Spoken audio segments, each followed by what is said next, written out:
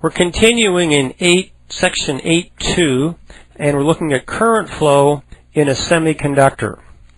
When a doped semiconductor has a voltage applied to it, current will flow from negative to positive, regardless of whether it is P or N-type material. So here we have a battery, and whether this is N material or whether this is P material, current will flow through it.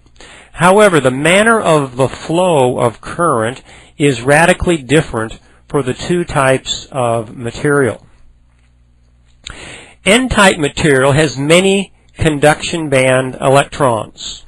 If a voltage is connected across N-type crystal, free electrons will move towards the positive terminal. So if we have a battery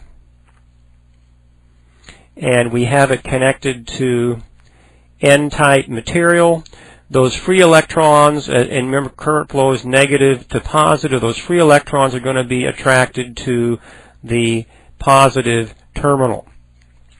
As electrons are moved from one atom towards the positive terminal, a hole is left behind, allowing more electrons to shift toward the source voltage. So some of the valence electrons will also be moving. There will be holes created. Electrons will be coming through here. Some of them will move as free electrons. Others will move through holes. There are more electrons than holes, and that's in the case of N material. So current movement is electron movement.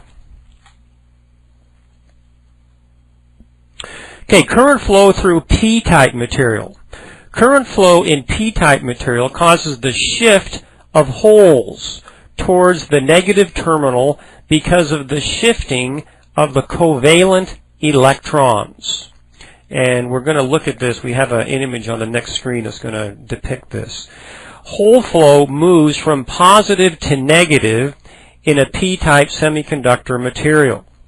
Actual current flow is still electron current flow from negative to positive. Okay, electron flow in P-type material occurs in the valence band. Okay, in P-type material, we do have electron flow, but it happens in the valence band. Electron movement in N-type material occurs in the conduction band, and this is primarily. Okay, electrons are the majority carriers in N-type material. They are holes in P-type material. So the majority carriers in P-type material are going to be the holes. Now, we have this image here. The arrows represent holes. Okay? So here we have, this is representative of a hole. In fact, we could draw an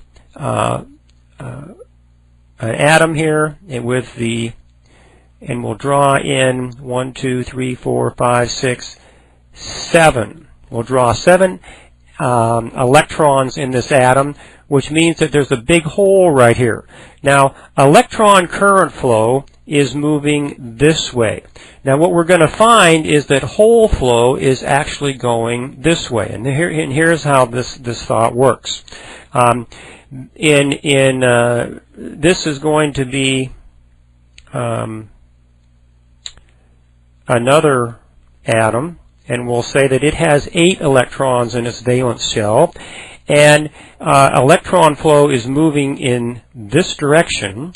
So what will happen is one of these valence electrons from this will move to this one.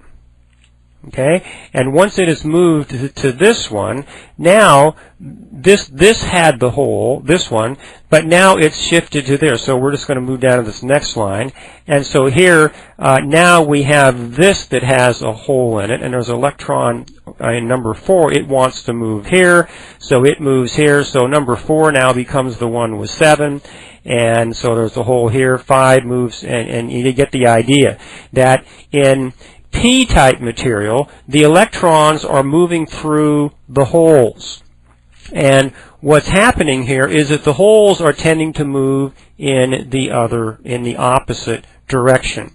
So electrons are moving in the way we would expect them, but in p-type material, there is also the movement of holes going in the opposite direction.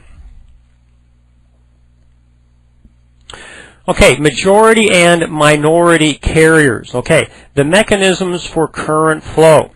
All right, now, conduction band electrons for n-type material. Now, those are the majority carriers. In n-type material, conduction band electrons make up the majority carriers. Now, valence band holes make up the majority carriers for p-type material. Now, these are the majority carriers. Now, there are also minority carriers.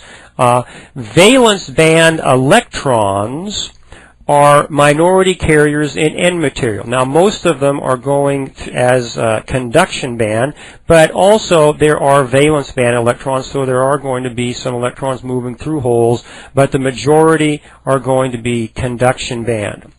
And then finally, conduction band electrons are minority carriers in P material. So in P material, most of the movement is through holes, but some of them will also be in the conduction band. And what we're talking about here is majority vice the minority. A device that depends on only one type of material is called a unipolar device. A device that depends on both is called a bipolar device. Minority current carriers are, for the most part, a function of heat.